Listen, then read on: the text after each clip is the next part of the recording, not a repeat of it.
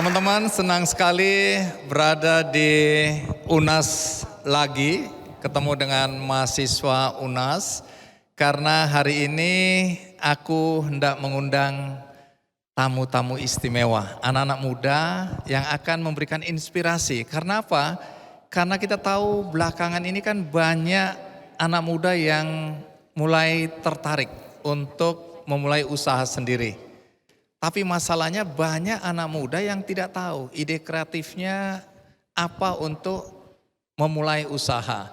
Kemudian yang kedua, juga banyak anak muda yang baru menapak 1-2 langkah dalam kegiatan membangun usahanya, gagal, kemudian merasa kecil hati. Jadi belum mengalami sebuah proses, sudah menyerah, gampang menyerah.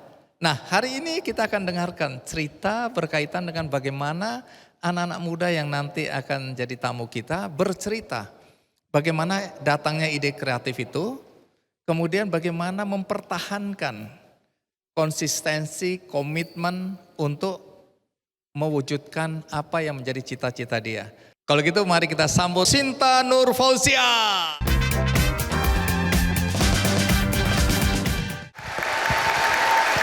Sinta, terima kasih. Mau nyapa teman-teman boleh? Halo teman-teman semua. Kita muda. Oke, silakan duduk, Sinta. Jadi pendidikan formal Sinta apa? Pendidikan formal saya sarjana hukum S1-nya. Kemudian S2-nya Master of Laws, tapi memang di bidang bisnis. Dari Universitas? S1-nya dari Universitas Indonesia, S2-nya dari Harvard Law School.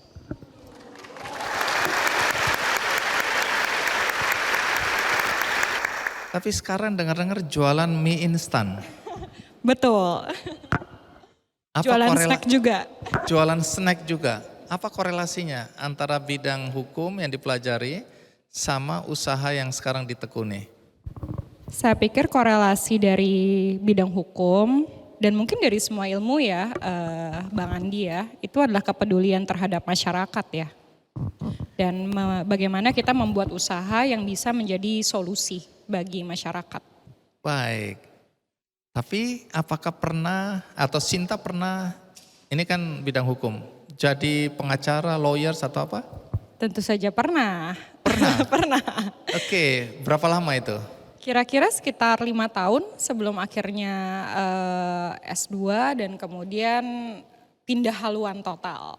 Tapi sebelumnya memang saya sebagai pengacara punya bisnis ya, jadi selalu ada side bisnis. Tapi waktu itu memang galau karena walaupun suka dunia bisnis, tapi waktu itu bisnisnya memang belum menghasilkan. Dan saya kebetulan sejak lulus memutuskan untuk tidak minta lagi gitu sama orang tua. Jadi waktu itu memang harus cari pemasukan gitu ya untuk operational cost hidup sehari-hari. Tapi kemudian S2 dapat beasiswa dan di situ bisa punya 1 tahun, 2 tahun gap untuk benar-benar berpikir kira-kira hidup ini mau dibawa kemana sih gitu.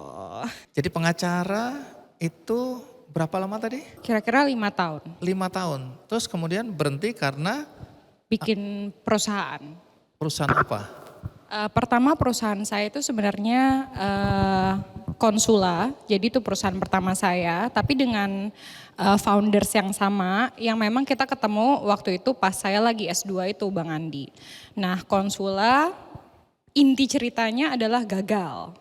Konsula itu apa? Bisa dijelaskan dikit? Oke, jadi Konsula itu adalah direktori dokter dan cita-citanya waktu itu kita pengen bisa buat konsultasi online untuk dokter. Nah ini berkaitan dengan passion tadi ya, tapi di era disruption ini teman-teman, sebenarnya kita lihat banyak dokter yang sukses jadi pengusaha kafe, kopi, kuliner dan lain-lain ya. Ada orang hukum yang sukses di bidang makanan ya. Nah soal passion ini seberapa pentingnya untuk menggapai sukses? Ya mungkin banyak pendapat tentang ini ya, tapi saya rasa kalau saya secara jujur harus bilang di dalam kehidupan saya yang saya tahu passion itu sangat penting. Karena itu adalah istilahnya bensinnya. Tadi saya cerita gitu ya waktu kita menjalankan suatu usaha, Kelihatannya kebanyakan usaha itu 2-3 tahun pertama itu udah pasti tidak terlalu menghasilkan. Dan kemudian nanti kalau kita lumayan beruntung biasanya 5 tahun jadi besar gitu ya. Nah tapi saya selalu ngomongin tuh beruntung karena beruntung itu tapi diusahakan ya. Beruntung diusahakan. Beruntung itu bukan tiba-tiba jatuh dari langit nih Lagi keuntungannya. tiduran gitu tiba-tiba plek, keberuntungan datang. Nggak Bukan. ada itu ya. Bukan seperti itu, tapi beruntung itu diusahakan gitu. Jadi maksudnya dengan kita berusaha maka we have to do the best, but let God do the rest gitu ya. Dan apa yang mendorong orang untuk berproses itu balik lagi tadi passion itu. Nah, bisa cerita ke teman-teman, Lemonilo ini apa sebenarnya? Lemonilo adalah FMCG yang mengkhususkan diri untuk membuat produk-produk sehat. Nah bagaimana itu ceritanya kok bisa ada mie instan di Lemonilo? Nah, kenapa mie instan? Karena secara data orang Indonesia itu salah satu penggemar mie instan nomor 1 di dunia. Siapa yang sering makan mie instan di sini angkat tangan? Astaga. Kayaknya semua orang ya.